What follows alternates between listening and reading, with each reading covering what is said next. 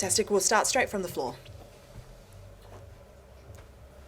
Congratulations. Would you mind just summing up your thoughts on the game and what a big win that is to Australia? Well, first of all, it's just a sense of pride, I guess, seeing these players that could use all the excuses in the world not to perform today, playing the team that's in the best form in the world right now, 30 games unbeaten. They play phenomenal football, England, and Euro champions. We had 10 injuries going into this game, and there could be a lot of excuses not to perform, but that's not what this team is about. So to be part of that type of identity and the heart that lives in this team, but then combining that heart with head, meaning the discipline of the tactical execution tonight, was brilliant. So that combination between head and heart is what makes me really proud. Yeah, you seem quite happy to maybe not press high on England, but then counter-attack when you got the ball. Was that always in your thinking, and can you talk us through why that was and why it worked so well? Well, as we always do, we scout the opposition, and I need to credit my analysis team and my assistants. They've done a phenomenal job identifying key areas in England game. They have a lot of weapons, and I mean a lot of weapons.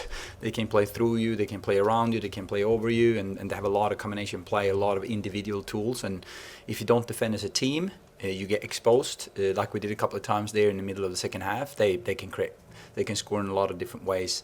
I think we had a very, very clear plan of what we needed to take away from England, and we did it enough times to win this game. It wasn't perfect, but it was close enough to win the game. Next question. Yeah, hi. This might seem like a really obvious question, given obviously how good Sam Kerr is, but just sort of how important is she to obviously your World Cup hopes, and she showed that tonight against an England team.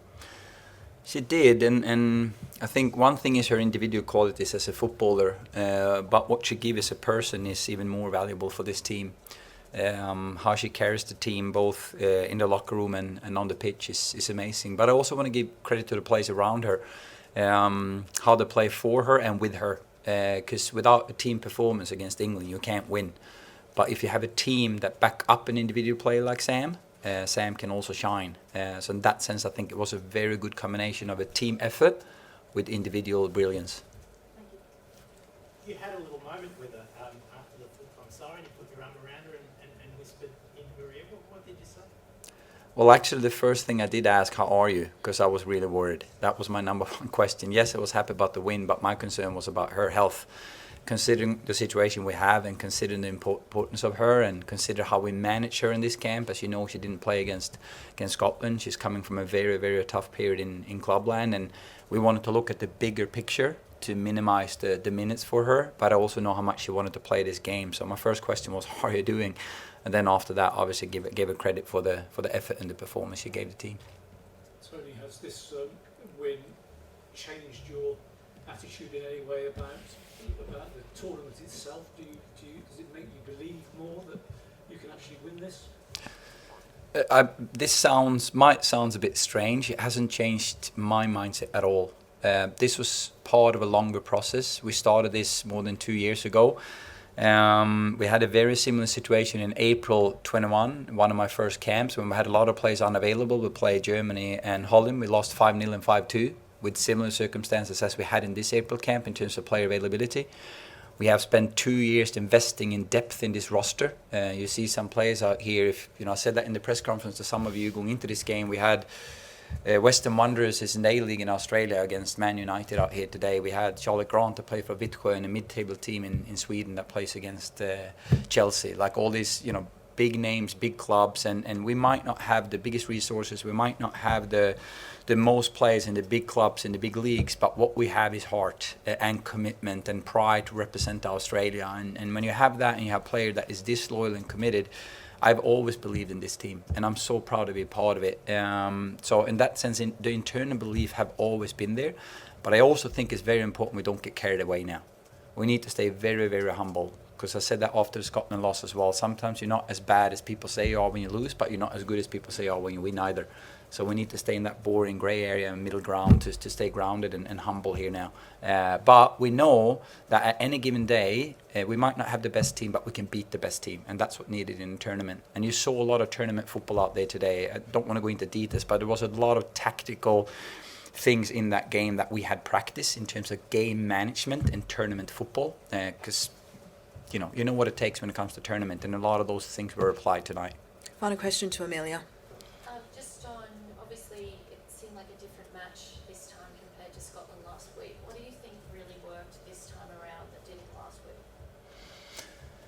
I think we were a bit blinded by the result against Scotland, looking at it as a really bad performance. We had a spell in the first half against Scotland, about 12 to 15 minutes that weren't good. But other than that, we were very dominant in that game. We created a lot. We had 17 shots, 17 to 10, but we didn't convert. And that's football at times. So we dug in deep into that game and made sure that the players saw that game more clearly, almost scoreboard blind, like take away the result and look at the performance. We learned a lot in the period we were bad in the first half against Scotland, and we learned a lot in the period when we dominated them completely, when we didn't convert. Scotland was good. I'm not taking away the win from them, not at all. But we were better than the result was showing. And then you see tonight, I think when we download the game tonight, I also think we're going to see maybe it wasn't a 2-0 game, because England created a lot of chances and they didn't convert. So maybe we need to come down and be a bit more humble about this performance in that sense. So there's always a balance in between that. Sorry, one question from Rich. Yeah. finally.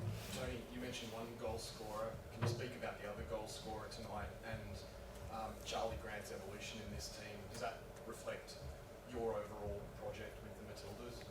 I think you're spot on. Look at Charlie Grant's journey. She had 0 caps when I came on board. And I want to be very, very clear on this one, and I've said it from day one. The work that Australian football is doing with the players that we have is why we can perform this way. The development happens in the clubs, and we are there scouting every single game. We're even there watching training, and I'm so appreciative for what all the coaches and players and clubs are doing back home to develop our players. And then some of them have really flown, and then the big clubs over here in Europe are there, scouting and headhunting. And there's, like some coach said to me from some clubs that was friends of mine saying, hey, there's a lot of diamonds there. That we can, rough diamonds that we can get into the big clubs. And I think tonight some of those players are going to probably approached from some of the bigger clubs. And I think Charlie just proved from day one, when she struggled a bit at international football, which is natural because the tempo is much higher than they used to, but with the right mindset. And this is a long answer, but she really represents a lot of the things and the grit in this team. She was put in the stands when she plays in the Rosengård for the club in Sweden, not even in the game roster, and then loaned out to Vittsjö. And look at what she does now against England away. Like that grit and commitment to always get one day better. I'm so happy for her, and she represents a lot for what this team stands for. Fantastic. That concludes the press conference. Thanks, everyone. Have a good evening. Thank you. Thanks.